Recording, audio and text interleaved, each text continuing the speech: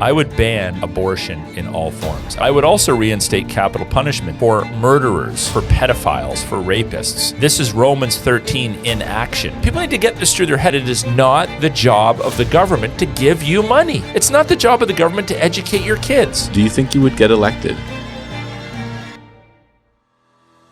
Welcome to the Leadership Now podcast with Dr. Aaron Rock, hosted on Beachhead Media and other podcasting platforms. Aaron Rock has served as a pastor, a chaplain, a professor, a writer, and a speaker, and he has a keen interest in helping other Christians to think Christianly about all of life.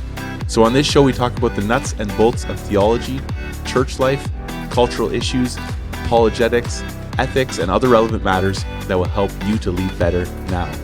I'm your host, Chris Eelman, and today's title is going to be What I Would Do If I Were Prime Minister. Now, this is not speaking about me because we're going to hear from Dr. Rock, but it is important to critically analyze our government's decisions, and there's quite a lot, unfortunately, to criticize in our current government. But if you had the opportunity to affect change, what kind of decisions would you make? On today's show, Dr. Rock is going to ask the question, what he would do if he were Prime Minister, and we hope that this episode is going to serve to stimulate your thought regarding what kind of country we'd all benefit from living in. So Aaron, why don't you get us started? Right on. I hope that our listeners have caught on by now that one of the hallmarks of our show is that we want to provide practical solutions. So we want to deal with theological issues. We want to ground our comments in a robust Christian worldview. We want to demonstrate that we know a thing or two about the Bible, but we really want to drill down into the practical application, the policies that change families, that change churches, that change nations, that bring honor and glory to God. So this will be practical in that regard. It's easy to pontificate on theoretical issues. It's easy to have an opinion on what people are doing properly or improperly. But I want to be a guy that thinks through the issues to the point of possible solutions. Mm-hmm. By the way, this isn't a veiled announcement that I'm running for public office. Come on, I'd vote for you. Yeah, but my purpose in titling it that is I want people to think about, like, what would you do if you were Prime Minister? What would be your priorities if you are in a different governmental system? What would you do if you were president? Mm-hmm. What would you do if locally you were the mayor of your municipality? Mm-hmm. What would you do if you were the president of your nation? So this is why I thought it would be a fun thing to do. Now, right out of the gates, what I want our listeners to understand is that I want to deal with some broad policies and decisions that I think should be made in our country to better our nation. What I don't want people emailing me or messaging me about is, hey, did you know that's actually a municipal issue? Or do you know that's a provincial issue? So I'm not getting so technical here that I've spent a whole bunch of time separating out federal, provincial, municipal, or federal, state level, local jurisdictional matters. I'm speaking in terms of ideals. So just assume for a moment that you were the head leader of your nation and you could affect change on any level. Mm-hmm. And you didn't have to worry about red tape or bureaucracy or policy standing in the way. So even when I get into my comments about finances, I don't, again, please don't misunderstand. I'm not limiting these comments specifically to federal issues. I'm just saying, what are some major changes that need to take place in our nation, notwithstanding the fact that they may actually fall under municipal jurisdiction or provincial jurisdiction or federal jurisdiction. But I hope that this podcast will serve to stimulate people's thinking about what needs to change and what some of the solutions are in order for that to happen. Mm-hmm. So start out with one of the most important. What kind of policies would you make regarding life and death? Mm-hmm. Well, I would print lots of money that is unsubstantiated by any sort of gold or substantive backing. I would bring in so many immigrants that people in our nation couldn't even find houses, and then they'd be forced to build government houses and forced to live in government buildings. I would fund trans surgeries. I would ensure that everything that anyone said that was opposed to my views were labeled hate speech. If I was ever accused of corruption, I would investigate myself and quickly declare myself to be not guilty. There's so many good sound bites to be taken from this episode. I'm sorry, I'm reading off Justin Trudeau's notes. Oops. I apologize. Yeah, that's a good question. So on a macro level, I think one of the prime responsibilities of people in political office is to guard the sanctity of human life. Mm-hmm. So the very first thing I would do, I would ban abortion in all forms. I would make it absolutely illegal to abort children. Now, if you want to get into the weeds on this and someone were to say, well, what about 6 months along and the mother's life's on the line? Well, folks, that happens all the time. It's called full-term babies that have to be taken up by a C-section, and one or both people die. Mm-hmm. So you would obviously utilize the same medical wisdom. If one or both person's life is on the line, you have to act, and the possibility of one or both dying are realities, mm-hmm. and that's unfortunate, but that's life in a broken world. But what you don't do is you don't say, well, we're just going to assume that the mother's life is a real human life and the baby's life isn't a real human life, so we're going to always err on the side of saving the mother's life and executing the child. No, you try to save both lives, obviously. Mm-hmm. And you exercise the best medical care that you have to do that. So in those rare instances where a child has to be removed from the womb and may die as a result, or the mother may die as a result to save one or both lives, we get it. But that's not a very common thing.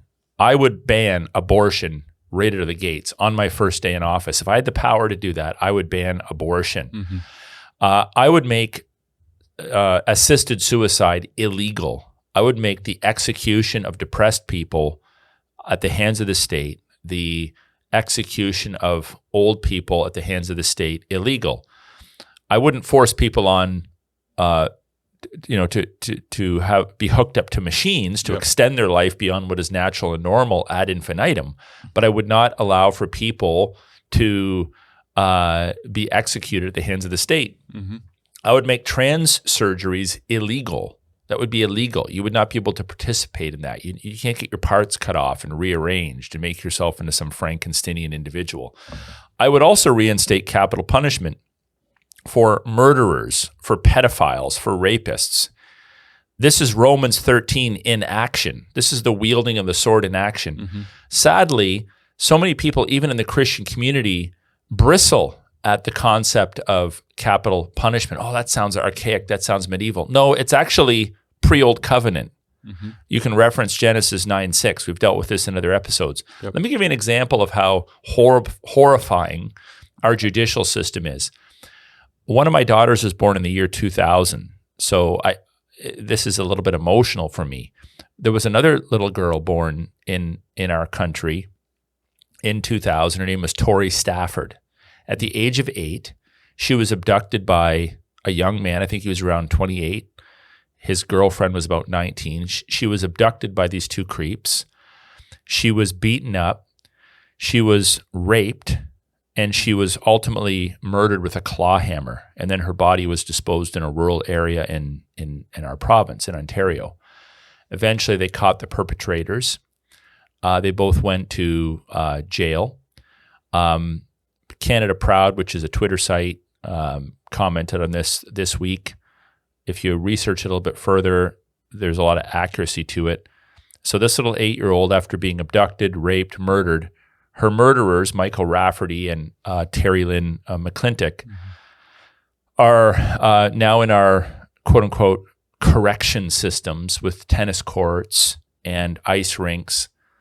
Terry Lynn, the murderess, was for a period of time sent to a healing lodge in Saskatchewan under the claims that she's Indigenous. Because after all, you obviously, doesn't it make sense to punish Indigenous people differently? No. There's not even firm evidence she is Indigenous, but she was sent to a healing lodge with no fence around it, just with TV monitors. Fortunately, there was some public pushback and she was put back into the penal system. But the point is these are people that are living now, costing the taxpayer, whatever, $100,000 a year to be incarcerated. They're not contributing to culture, that will be out of jail probably if they serve their maximum sentences in 25 years. So they'll still be young people. So if she goes in at 19, 20, she could be out at 45 years of age. Meanwhile, she took a claw hammer and smashed the head in on a little girl after raping her. Like, what kind of a nut job world are we in where people don't understand talionic justice? Eye for eye, tooth for tooth. You execute a child, you're put to death. Yep. That's the just penalty for the crime. And it is a deterrent. But even if it isn't a deterrent to everyone, it's the just thing to do. Can you imagine if your little girl was abducted by a couple of creeps, raped, beaten to death with a claw hammer, and you know that these couple horrifying people are now costing taxpayers millions of dollars and are enjoying all the benefits of the modern corrections. It should be a penal system, but it's really not. It's a corrections system because apparently it's the job of the state to correct everyone instead of penalize them. Like, it's just absolutely repulsive, and we could give other stories of this. So we need to I would reinstate capital punishment. I would make medical coercion illegal. Nobody should be forced to get a jab, a procedure against their will. I'd accomplish this largely by unhitching the state from medicine, because what we saw during the pandemic was not trust the scientists, it was trust the political scientists. It was a blending of politics with science. And we know this because if you were a physician that had enough integrity to say, actually, I have some concerns about this vaccine, or I have some concerns about these medical tactics, or we're going to take your license away. You need to toe the line. And many medical practitioners are either silenced, lost their jobs, or penalized because they didn't toe the party line. Well, who was behind that?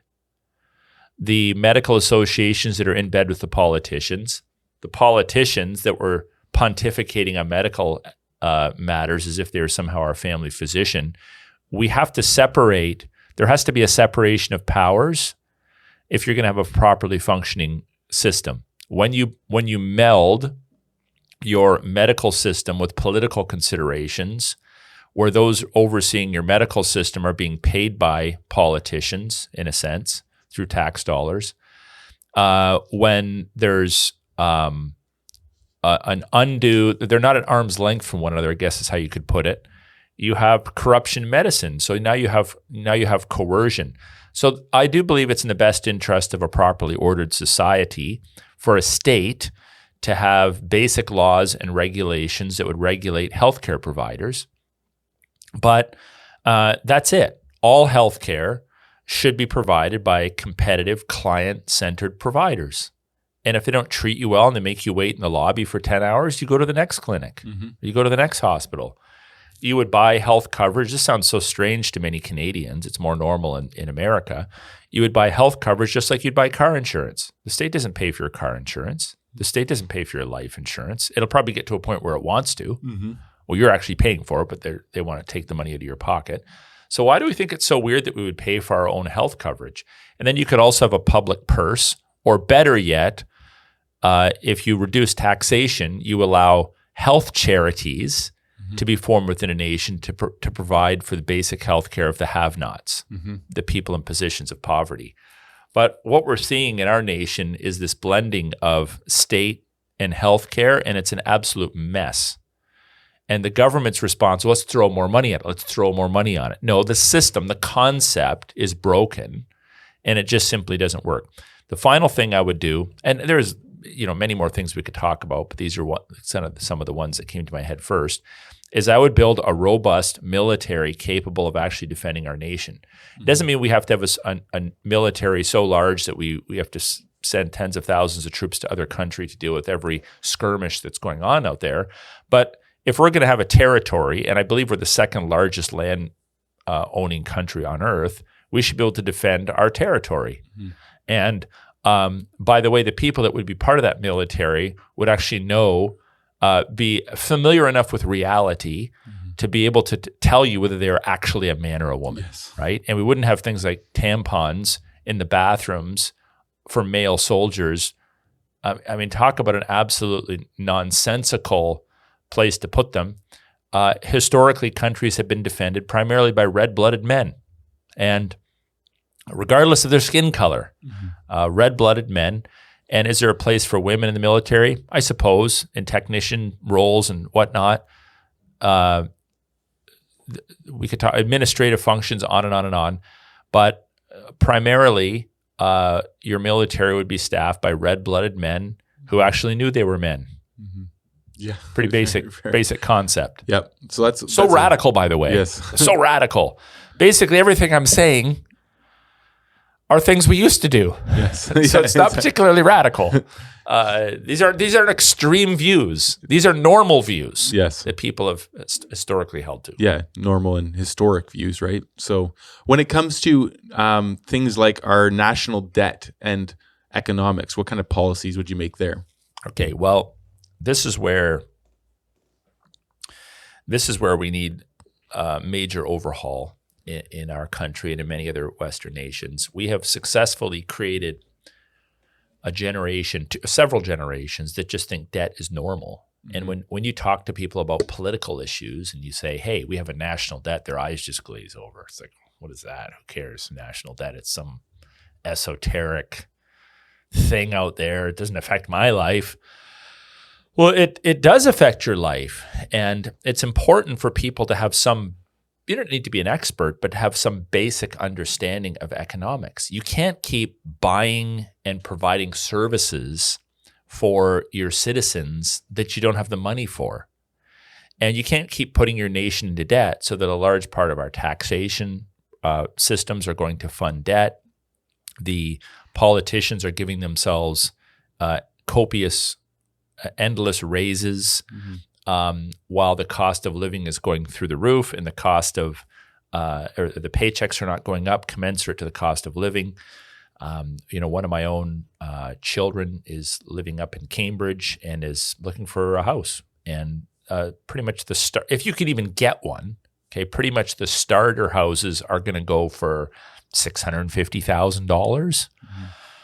How do you afford that? Right? And how do you afford that when there's a bit of a scramble for those houses, when you're importing, whatever it is, 1 million immigrants a year who are going to spill into communities like that, and investors are going to buy those houses to rent them out to immigrants, or immigrants, if they come with money, are going to buy those houses. Mm-hmm. And people that live in this country, it becomes increasingly impossible for them to purchase houses. I have a suspicion, by the way, this is all tied to the 2030 agenda, because if you create a situation where young people literally cannot even purchase houses, well, then what do? The state steps in and says, we'll rescue you. We'll build state-owned houses. And you can live in our little condos or our apartment complexes. I mean, it's almost like a reinvention of what we saw in Soviet era Romania and other places like that. Mm-hmm. But anyway, I would eliminate the national debt. And I'll tell you how I would eliminate the national debt. There's several aspects to this. First of all, we have massive land holdings in Canada. I don't know if our listeners know this, but roughly 89% of Canada is owned by the Crown. So that doesn't mean that King Charles III literally owns it, but as a representative governor of the Crown, he owns it, and it's the job of the government to manage it. So it's not like one person owns it, but in simplistic terms, 11% is owned by private citizens, and 89% of Canada, to the tune, I believe, could be a little off on this, to the tune of around 2 trillion acres are owned by the Crown. We should be paying next to nothing for land in Canada. Mm-hmm. Now, how do you eliminate a debt that is also around 2 trillion? Well, you sell land. You make land available to private owners. We need to start selling off Crown land to private citizens. If you're going bankrupt and you own 100 acres and you have the opportunity to sell off 10 acres, you sell off 10 acres to pay off your debt. Mm-hmm. We could just as easily pay off our debt as a nation if we started selling off, I believe, Crown land to private citizens. Now, I know there's a whole process. I believe municipalities have to actually petition the government, and they can take Crown land and then develop it. There's infrastructures that need to be put in, all that kind of stuff. So practically speaking, there's a lot of red tape that you need to go through. But imagine if you started blowing roads through the forests up into northern communities from all provinces. Just picture roads going north. Mm-hmm. You run power lines up. you sell land to private citizens, people will develop those lands. You get electricity up there. They're going to put septic systems in. They're going to drill wells. They're going to start building businesses. Why are we not doing that? We're all huddled close to the southern border, and the land prices are going up and up and up. But if you look up north in our country, we have trillions of acres of land available that is essentially being unused. The government would also do well to pay off the debt by leasing out land, like lease out land to miners, lease out land to foresters. You can come up with basic policies. If you go in and you take out 1,000 acres of pine trees, you got to plant little $2 ones to replace them, and you pay us a fee. Tariffs. Before income tax came in, best as I understand, the Canadian government largely funded itself based upon natural resources and tariffs on imported products. So there's ways that people can, even if my number is a little bit off, I mean, even if you sold those 2 trillion acres off for $1 a piece, you'd pay off the debt, right? You'd get way, way, way more than that.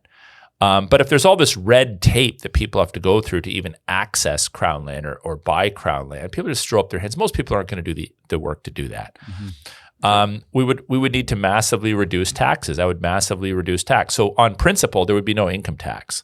Income tax, I think, is unethical. That's your stream of income. That's what you work for.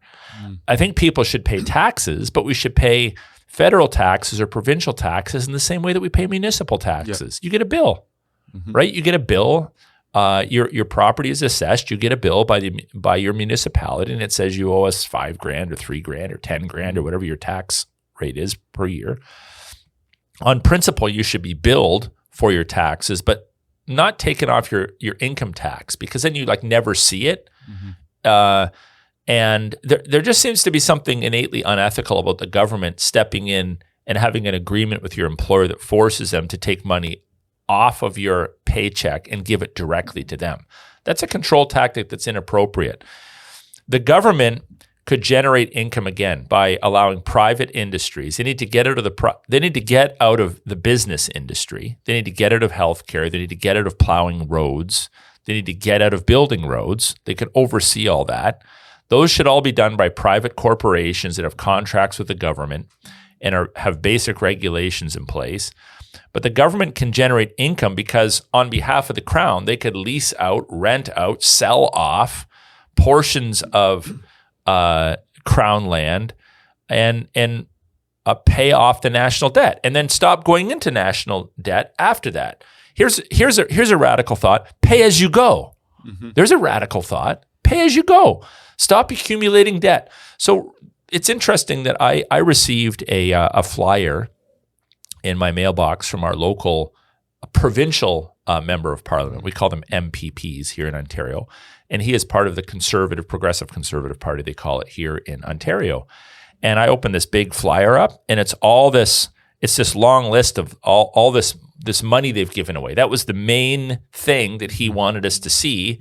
This is a conservative, and this long list of thousands, tens of thousands here, a million here, tens of thousands here, 100,000 here, all this tax money that we're supposed to pat him on the back for because him and his party decided to give, I think it was 32,000 or 132,000 or something like that to the local anti-hate group in Amherstburg for security reasons.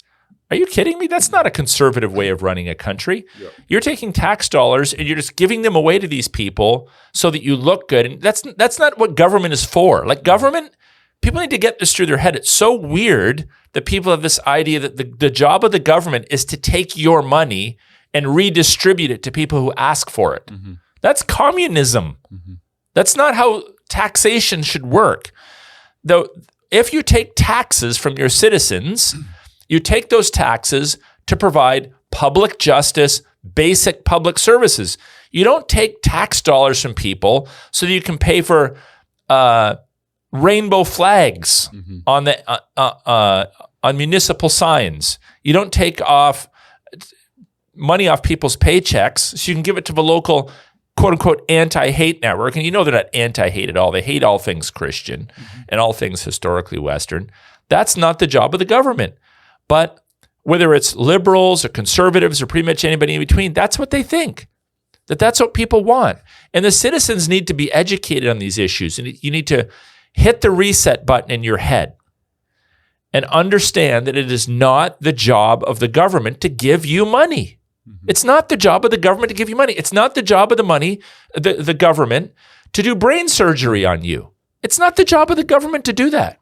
It's not the job of the government to educate your kids. It's not the job of the government to make your life work.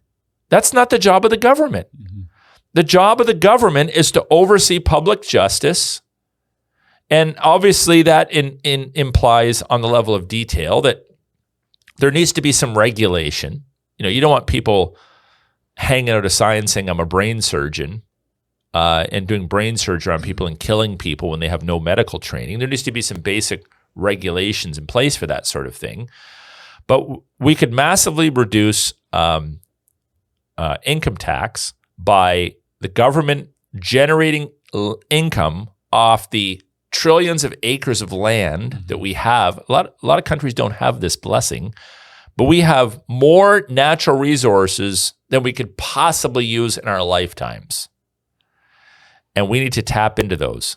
Once debt is corrected, now this would require a massive ideological shift. We need to return to the gold standard or something like that so that our money actually is backed by something substantive and historically valuable, and stop borrowing money. How would social services then be addressed? So I would put almost every government employee out of a job.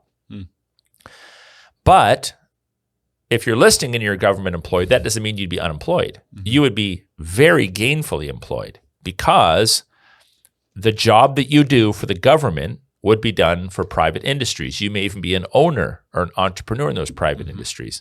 So it's not like healthcare workers would be put out of a job. It's just you wouldn't work for the behemoth called the government. You'd work for, ABC Health Corporation or XYZ Health Corporation. You wouldn't have a government that's out buying snowplows. You would hire that out. It's interesting, like even on the new highway that leads up to our church, best as I can tell, the vehicles that are maintaining it, that's a private organization. That's how it should be. Yeah. Why are municipal governments buying snowplows and building buildings to pile up salt and sand for the winter months?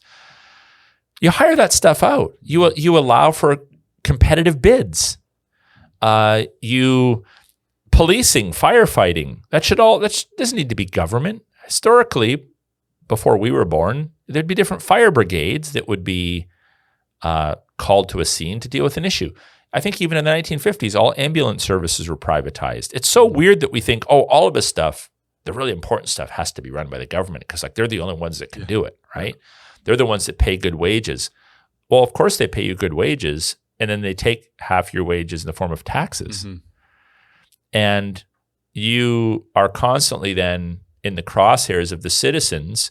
Take, for instance, every year the province of Ontario publishes what they call the Sunshine List, right? Which is all the municipal employees that make over $100,000 a year, which isn't even an extravagant income anymore. When I was a kid, they'd be like, "Oh, that's like a millionaire." It's not even an extravagant income anymore. But people making over $100,000, all their names are published in the newspaper or online or whatever, so you can look at what everyone makes. Well, does that feel good to you, to feel like you're always in the crosshairs of the taxpayers? Wouldn't it be better for you to work for a private corporation and what they pay you is between you and them, and they have contracts with the government to plow roads or whatever basic services are needed?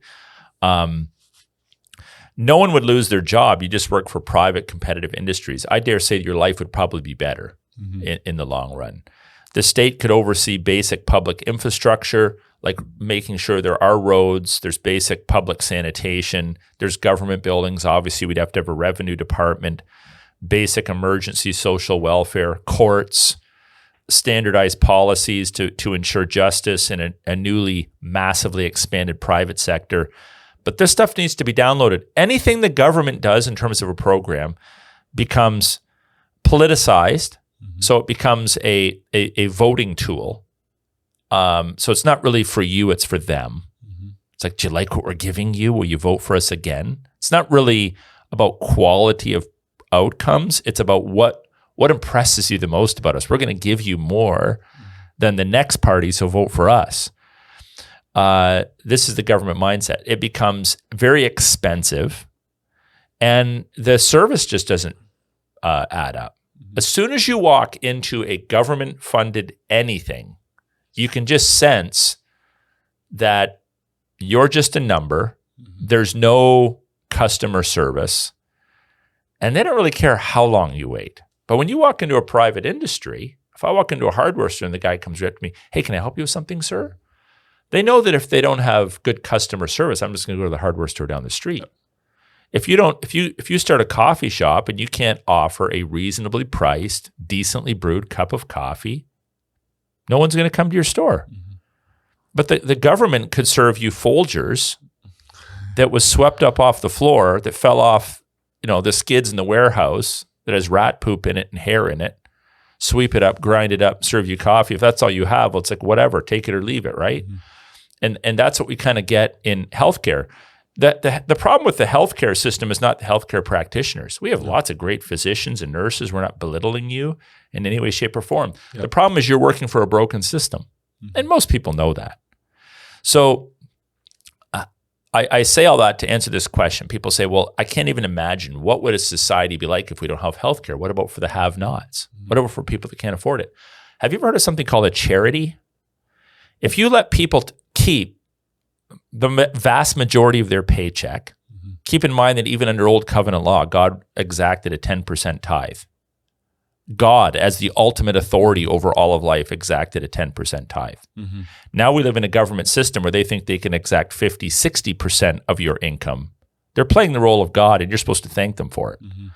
But what you do is if you reduce taxation down to just enough to provide for basic services, and you allow people to deduct the full amount that they give to charity. So if you have $1,000 and you give it away to charity, you shouldn't be paying any tax on that. Zero. Mm-hmm. That should be entirely tax deductible. And then you can have private health charities. People would start them. Just like we have other forms of charities that help people that the government doesn't yet have services for, whether it's food banks. The government doesn't have a food distribution program. So food banks start. Right? You would have health charities start. You'd have charities for people that are in need. In other words, the culture would actually have to have a heart again. Mm-hmm. Charity, i.e., comes from the word love. More than $1 at the till. Yeah. But we have destroyed charitable causes for the most part in our country because the government wants to provide all of that, and they're terrible at it. Right? Yep. And then. And I could go on and on, but one other thing that comes to mind, if you commit a crime, a bona fide crime, not one of these ridiculous trumped up fake crimes like hate speech, but if you commit a bona fide crime and you are incarcerated, you work to help pay for your incarceration. That sounds terrible. Can you imagine being a prisoner and actually having to do work? Oh, how abusive. Mm-hmm. No, you would work to help pay for the costs. You're probably not even going to be able to cover it all, but you're going to in some way pay for your incarceration costs by helping to participate in projects that contribute to the public good. Mm-hmm. So if you're going to go steal and rob and cheat and murder and whatever else, well, first of all, if you murder people, you'd be in a casket, because I believe in capital punishment. It's not that I believe in it. The Bible teaches That's it. Right. Yep. Genesis 9:6, not my opinion. Read your Bible. Genesis 9:6. By the way, if you don't believe in capital punishment, then let me ask you this a question. Why is it that God ultimately capitally executes everyone that transgress his law? Mm-hmm. You do believe in something called hell, right? Mm-hmm. So why is it so hard for people to understand that hell will be populated, that God will ultimately execute, put to death, cause to die, all who sin against him and are not redeemed by the precious blood of the eternal Lamb? But in the civil realm, it's like, that sounds so unchristian. What if you're robbing them of the opportunity to make a last-minute profession of faith? Well, there's going to be a period of time when you're walking to the gallows that you can make that profession of faith. Mm-hmm. The last person you should talk to should be probably a minister. But that's beside the point. If you're a prisoner, it's not a free ride. Mm-hmm. You're cutting grass or baling hay or building fences or digging ditches or something like that. And that would be also a little bit of a deterrent to those who are habitual reoffenders who just love to spend the majority of their time in jail, costing everyone else money who's actually working for a living. Mm-hmm. What does the Bible say? If a man doesn't work, he shouldn't eat. If a man doesn't work, he shouldn't eat. Well, if you're eating on the public purse, on behalf of the public purse, you're going to have to work for that. So those are some basic economic things that would have to, if I could, I would enact those day one. Day one. That's excellent. In fact, everything I would do day one. Day one. Let's get you. You may just run yet. You never know. The response to the podcast might be. Anyways, what policies would you make in the area of public morality? This is well, it's maybe not tricky, but it can be difficult.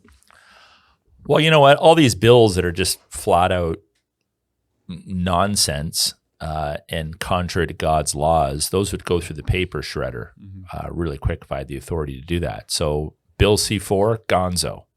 The nonsense surrounding the conversion bill, gonzo. All the stuff about hate speech and online censorship, gonzo. Obviously the MAID bill, gonzo. Any of these bills that are woke in nature, antichrist in nature, that are toting the rise of the totalitarian state, gonzo, all through the paper shredder. Good riddance. In terms of public morality, I am not opposed to immigration. I think we have a moral responsibility to care for the proverbial alien and stranger who is destitute.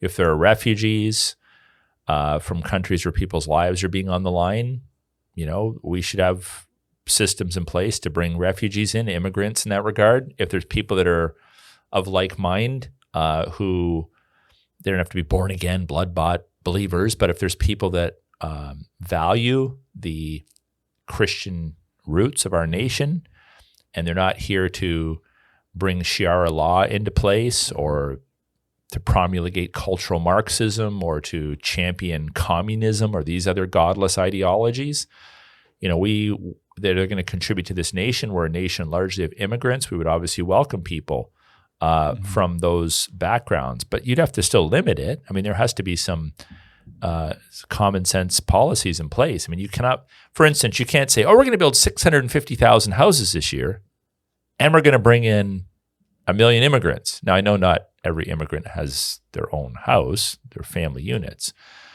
but you can't build houses just to keep up with immigrants. You have to be able to provide opportunities for people that already live here. There's 40 million people in this country to provide housing. So it would be limited.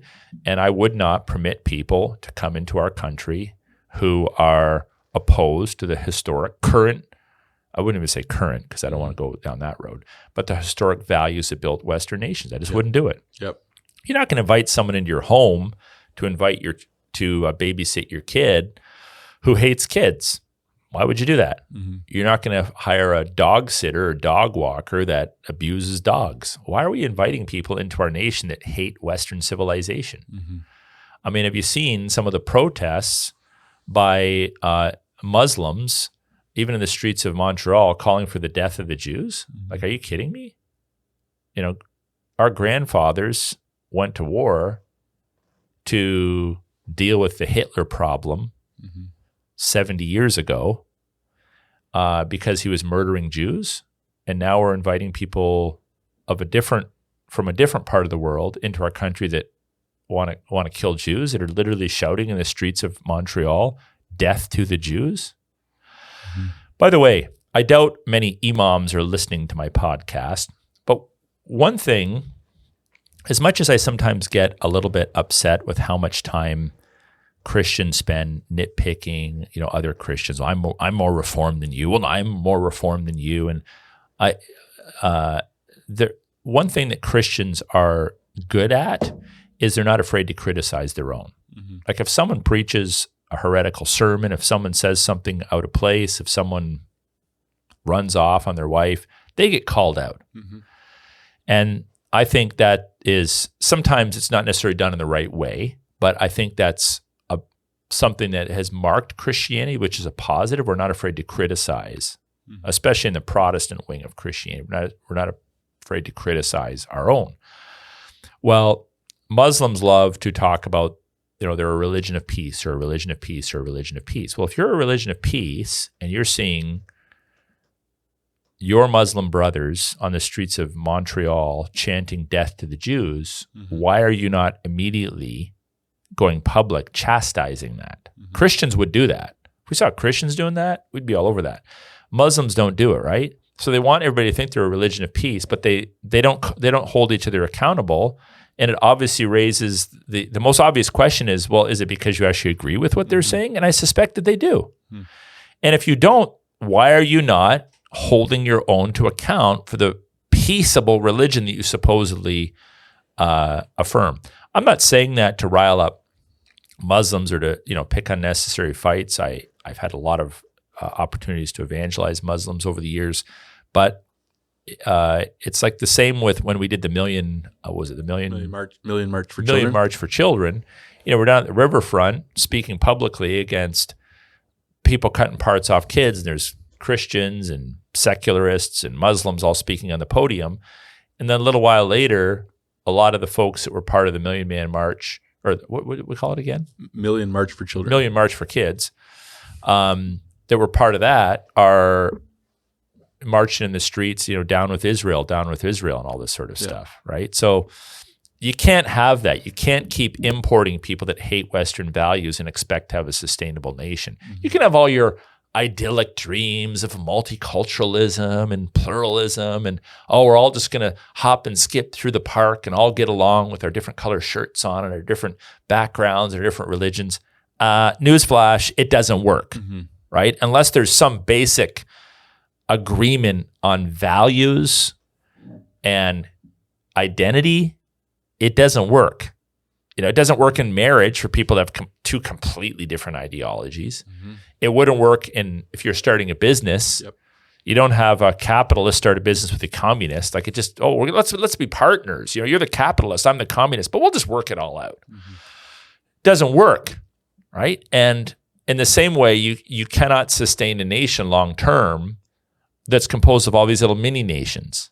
I mean, I even heard recently, I think it was maybe in Toronto, a group of Ukrainians that were demanding that the leader of the Conservative Party send more money to the Ukrainian war, lest he lose their votes. I'm thinking, okay, so you're going to come to Canada and you're going to threaten to vote or not vote for a Canadian member of Parliament who's supposed to be in office to represent the citizens of Canada because he's not helping and representing the people in your homeland. Like, I understand the emotional temptation to do that, but Canadian MPs don't work for Ukrainians.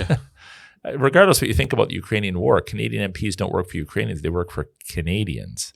And so if you're in elected office, your first responsibility is to be a nationalist, to be someone that stands for your nation, not a globalist who thinks that they're somehow in office to represent the global agenda. You may not like the word nationalist, but I mean, your first priority is your nation, nationalist, right? Public morality, maybe this doesn't quite fall into public morality. Some of these might need to be reorganized under different headings, but we have a problem with energy in our country. I would champion research in all forms of energy, nuclear energy, drilling for oil, electric vehicles, wind power, hydrogen, pipelines. Nobody should have the government's official endorsement on their form of energy. Let companies and researchers find as many different kinds of energy, whether it's wind, oil, whatever, create products, create a competitive market that markets their product with its commensurate energy source, and let the citizens decide over time what is the most economical, what's the cleanest. People research their purchases.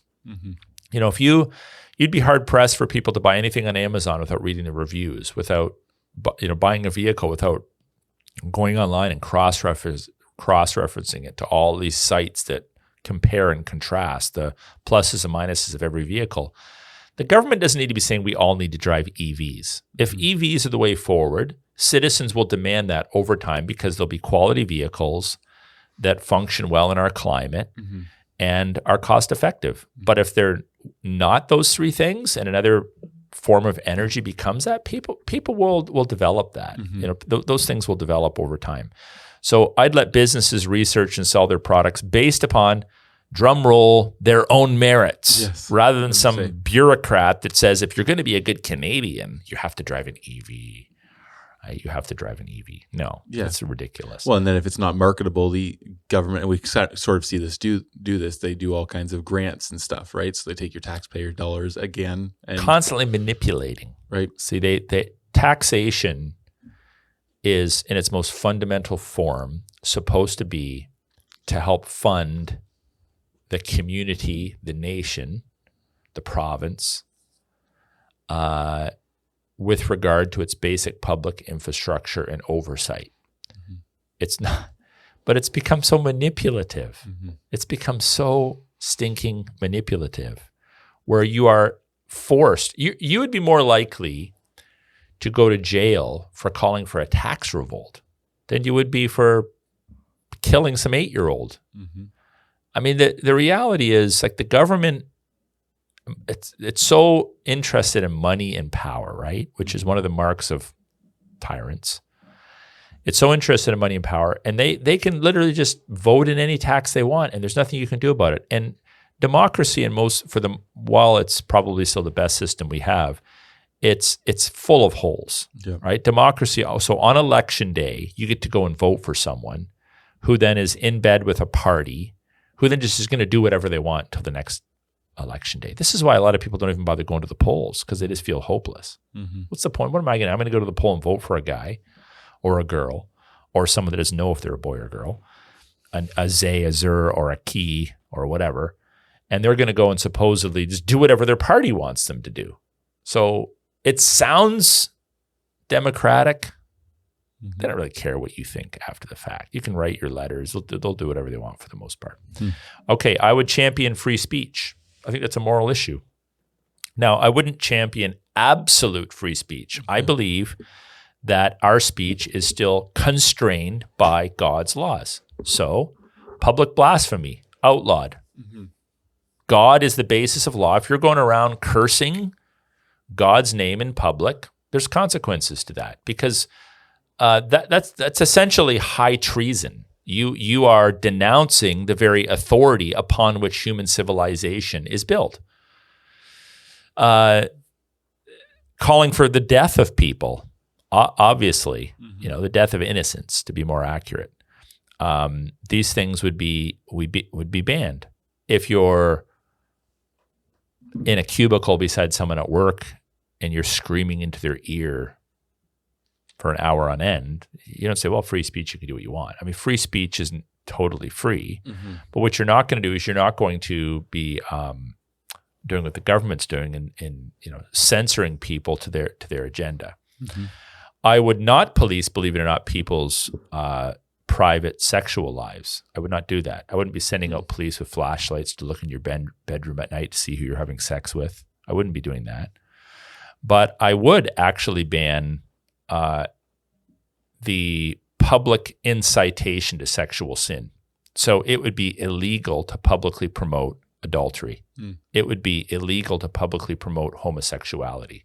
It would be illegal to publicly promote non-marital heterosexuality. It would be illegal to promote pedophilia, bestiality. Now, some of these things would also be chargeable under criminal law, like if you were obviously a pedophile or bestiality, those things should be chargeable offenses. But I think, well, that sounds kind of weird. No, that's the way we used to do it. The Canadian police never went around looking in people's windows at night to see what they were doing. But what you need to understand, this is how we need to be thinking, is that you cannot permit people to be going into schools and inciting sexual sin. You can't permit that. This is what's happening in our nation. You can't permit people to go into schools and tell little children, it's okay for adults to have sex with you. It's okay for, and you say, well, that's not happening. Well, yeah, it kind of is. Mm-hmm. When you put a little pair of panties on a middle-aged dude and dress him up in a little toga or a little tutu, I should say, and send him in to dance provocatively in front of 5-year-olds, you're sexualizing them. Yep. You're normalizing that. That should be illegal. Yep. You should go to jail for that. So there's a difference between private sin, okay, which I don't believe it's not the job of the state to police people's private sexual lives behind closed doors. It is the job of the state to say, no, there's certain things you cannot incite people to do in public because it destroys social order, right? But we are so far removed from that. This is like shocking for people. Like, this guy is like a far-right extremist, fringe, Looney Tune, whatever other. No, this is actually normal. This is the kind of thing that normal countries do. They say they don't police if a couple's having an affair, they don't kick the door in and arrest you. It's the job of the church to preach morality and call people to repent. It's not the job of the state to police that kind of morality. But if you're then advertising your affair on social media or telling people, hey, you should have one too, this actually destroys life. This destroys public order. And so the key word is incite. Just like there's a lot of talk about inciting hatred. Isn't that interesting? It should be illegal to incite hatred. Well, if you mean hatred by God's laws, I actually kind of agree with that. Like, you shouldn't be able to say, hey, let's kill Jewish people. Right? But that's not how it's being used. It's interesting that the true incitation to hatred, let death to the Jews, death to the Jews. The police just stand on the sidelines. Yep. But if you say, hand up, do you mind me? You're in a university class. I actually don't think that women should be having sex with women. Bigot, hate speech. Do you know how many people are killing themselves because of your language? You're a horrible person. Who do you think you are? Put this guy in jail, lock him up. Let's pass laws. He's a danger to civilization. It's like, you're a lunatic. You're literally calling good evil and evil good. So we should not be able to incite people. It's the same with theft. You shouldn't be able to say, hey, I think it's great to steal, everyone. Hey, why don't you rob your neighbor's house when they're at work? Why don't you steal your neighbor's car? You'd say, okay, even though you're not doing it, you're inciting people to doing it. That's a problem. That's an offense. You're not allowed to do that. So we cannot permit in a properly ordered society people to incite other people to sin, although it is not the job of the state to go and police everyone's individual behavior. So to say it this way, we would not police the behavior of someone in their bedroom between two consenting adults. That's the job of the church to preach against that, but we wouldn't force people to be, heterosexual and monogamous in marriage. But if they step out of their house into the public realm, public schools, political office, and they're telling people, no, you should do this too. This is the kind of thing you should do. Your life's going to be better. No, that's not allowed. You don't do that. Would that extend as well as far as like media and whatnot? Like, of course, any public platform where you're inciting people to commit sin that destroys life and destroys the fabric of civilization, that's illegal. Okay, that's illegal. I would ban all DEI initiatives, all Marxism in schools, and I would require educators to teach their subjects objectively. Only national flags should be flown on flagpoles. I live near a town called Harrow, which is in the municipality of Essex. Maybe I haven't noticed this. Maybe it just happened this week. Maybe it's been there for a couple months. But I noticed 2 signs this week coming into Harrow. It says, we're an inclusive community. It doesn't have the flag of Essex on it. It doesn't have the flag of Ontario on it. It doesn't have the flag of Canada. It has the trans flag on it. Like, are you kidding me? If you live in that municipality, you need to start like a petition now. Like, that's an offense to people of faith, or at least it should be. And it's an ideology. So really, inclusive to you, we're going to boil it all down to your sexual preferences. Like, that's what we're going to add. You're going to be an Ontario municipality, and what you're going to put on your flag, if anything, any message you could put on your sign. You could have, it's a great place to live. We have the cheapest housing. We have the best farmland. We have the best schools. No, we like sodomy. We like people chopping parts off. Like this is our everyone's on board with this. This is our definition of inclusivity. Like out of all the issues, that's your issue.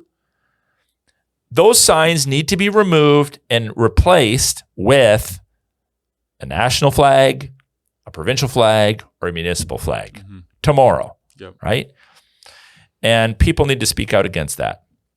So those would be some things that, in terms of public morality, that I think would have to happen. And there would be many, many more things that need to happen. But those are just some basic, introductory, in no order of importance, kinds of things that would have to be done. That's a good platform there. I wonder if any conservative or any politicians will listen in on this podcast and pick up some. They'd be like, Maybe don't let this guy in our party. Yeah, exactly.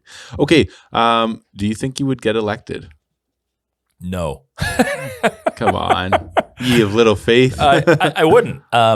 We can't even get Christians to agree that voting people into office who did not speak out against lockdowns is a bad idea. We can't even get people to vote people into office who are fully on board with the whole pride, transgender initiative. Here's the reality, Chris. We live in a very, very broken nation. And, while we got nice trees, nice rivers, nice mountains, nice places to visit, in the Canadian landscape, by comparison to what we see out there, I am about as radical as it gets. Now, I don't think I'm radical. I think I'm very normal. And I think my views are grounded in history and in scripture and in common sense. But we just tend to live at a point in time where people are willing to vote for someone that's just a little bit better than what we currently have. And that's the same. I look at the United States too, right? And I think to myself, okay, you got Trump, who's going to be on the ballot, and you got Biden that is on the ballot. And one thing I do appreciate about Trump is that through his efforts, Roe v. Wade was overturned. Okay. Yep. And there's maybe some other things I appreciate about him. But I feel sorry for Americans. Those are your two options? Like, are you kidding me? You have hundreds of millions of people in your country, and you got a senile old man who can hardly put one word together with another, who wants to kill babies in the womb. And then you have a guy who was, for political reasons largely, willing to stand up against Roe v. Wade, which he needs a gold star for, but is a certifiable narcissist. This is what you get in the United States of America. These are your only two options, really?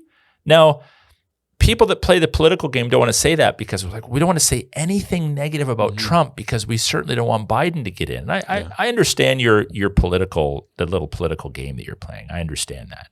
It's like in our country, well, if you got option A, B, C, or D, well, option A is ruined our nation, so let's go for option B. I understand that people they just want a little bit of a break, but mark my words, you can be offended by it. You can argue in another direction. I am 100% convinced that our nation will continue to head toward the cliff and over the cliff unless there is rapid reform.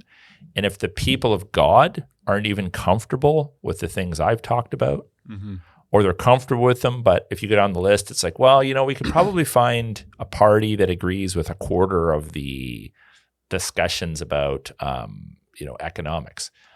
But the rest of it, that's a little extreme, right? It's a little bit extreme. No, there's no way I would be elected. There's no way. But, and it's not an aspiration of mine, but I'll say this.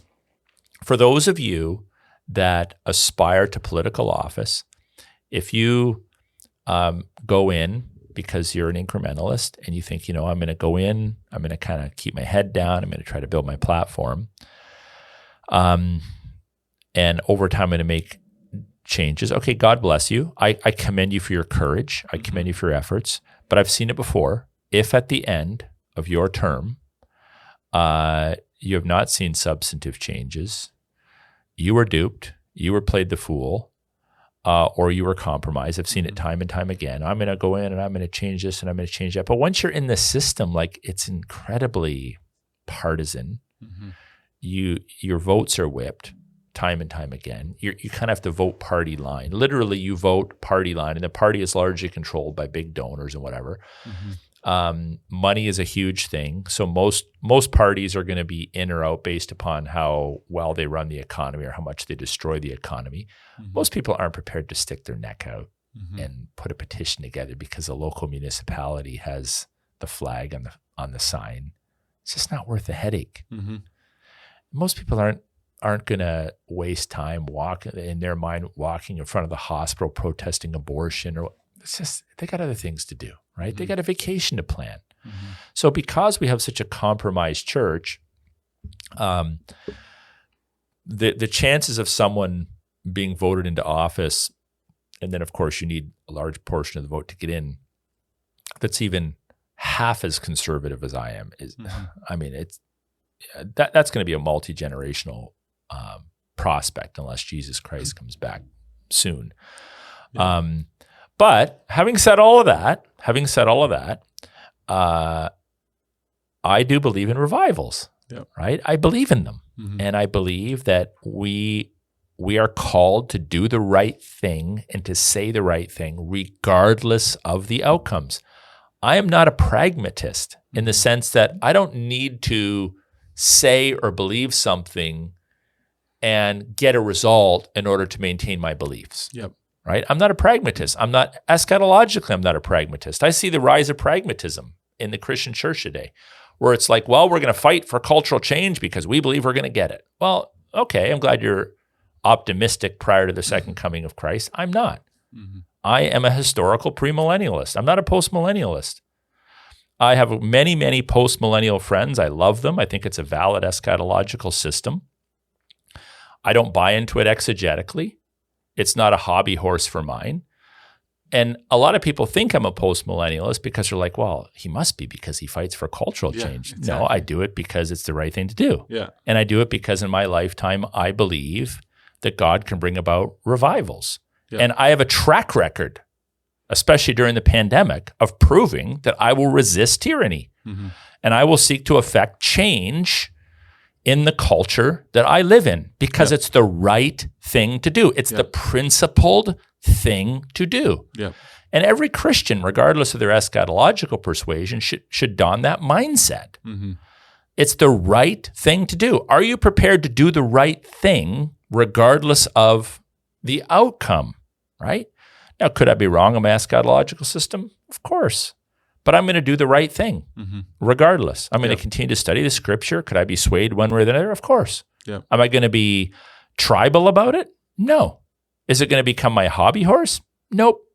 But I'm going to do the right thing regardless of the outcome. And all Christians of all persuasions have, if you've studied history, we have seen the highs and lows. We saw it through Israel, good kings and bad kings, demise and revival.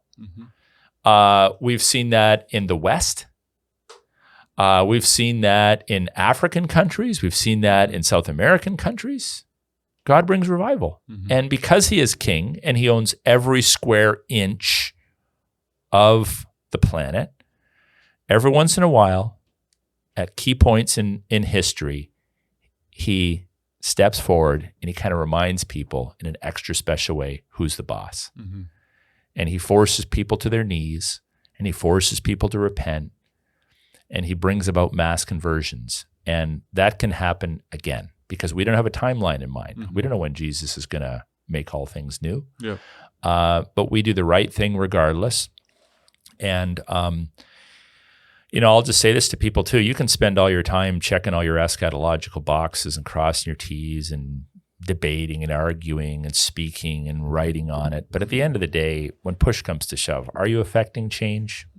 Are you affecting change? So are you building institutions? Are you actually taking a stand in public? Or are you just fine-tuning to a greater degree? Let me just fine-tune my theology just a little bit more. Let's Let's just dial it in a little bit more. Okay, that's good to do. I'm a theologian. Frankly, I have more education than most people listening to this podcast. But what I don't do is I don't spend all my time dialing in the nuances of my theology. I want to be theologically sound, and I think we all should be. But I also want to affect change. And so in listening to this podcast, and I say, well, I don't think I'm going to be elected. I'm certain I won't. But those that are running for office, we are in a broken system. Those that are social influencers, religious leaders, entrepreneurs, when you start to talk about this stuff, over time, you normalize it again. So you talk about it. You talk about it around the dinner table. You talk about it in your churches. You talk about it in private conversations. If you're in office, you bring it up. Hey, have you guys thought about this? You normalize it. See, what you can do is you can normalize lies. You can normalize the truth. Some of the things that are normal for people to believe in our society today were very abnormal in my youth. No one would ever have been even having a conversation about chopping parts off kids. But our opponents talk about it so much and so incessantly that it becomes normal. Most people are lemmings. They just follow the narrative, right? And so because that's part of human nature, we can learn from that. Let's just keep speaking the truth. And over time, if enough people do that, you can affect change as well. So it becomes normal again, believe it or not, for people to say, you know what, I think there are two genders. Or I don't think that it's the job of the state to control public education, or I don't think it's the job of the state to control the church. Oh, this becomes normal again. And again, with the exception of the application maybe being different, I think every single policy that I've presented that I would enact as prime minister are grounded in history. Surprise, surprise. They're nothing new. They're not even particularly original to me. So anyway, that's my long answer to your short question. Will you get elected? So, but I'd vote for you, Chris. You'd vote for me. Yeah. Well, I think there's a much higher calling than political office for me. I don't know, or maybe. Well, anyways, I don't want to be. I don't want to diminish it. I don't want to diminish. So I'll just say this: years ago, I had a friend say, he was an American. I would never step down from the pulpit to become the president of the United States, right? Because he saw his. And I think we do need to be careful not to make public preaching ministry the supreme vocation. Like all vocations we enter into, whether you are in custodial services, medical science, the role of the clergy administrator, whatever it is, it's all as unto the Lord. But I get your point. I believe God has called me to shepherd this church, not to lead a denomination, not to lead a seminary, not to be an itinerant evangelist. I believe God has called me, best as I can tell, for life. We'll see how it works out. Maybe people will get tired of me, to pastor this local assembly for life to the best of my ability. And that's my mindset, at least. So if the Lord has other plans in store for me, that would be a real surprise. But hopefully at least stimulates others to think through these issues. Yep, for sure. So, well, thanks for answering that question. It's kind of an interesting one to think about. Unfortunately, many Christians don't think Christianly about politics or life in leadership. And so it's good to kind of lay it out, because let's say we go vote for Christians into office that don't think like Christians. Well, we're stuck, right? And that's a polite way of putting it. But, well, thanks for tuning in. Hopefully by now you've heard about Beachhead Media, our new app that's on all mobile platforms. It's a great resource, has this podcast as well as other ones. It's a really useful, interactive device that you can download your episodes to listen on the go, not use up all kinds of data and that kind of thing. We hope you can also spread the word, share the news about Beachhead Media and Leadership Now on Facebook, Instagram, Twitter, all those places, X, I suppose. And hopefully that'll be a blessing to many others. And then we hope you'll tune in next week to another episode of Leadership Now with Dr. Aaron Rock.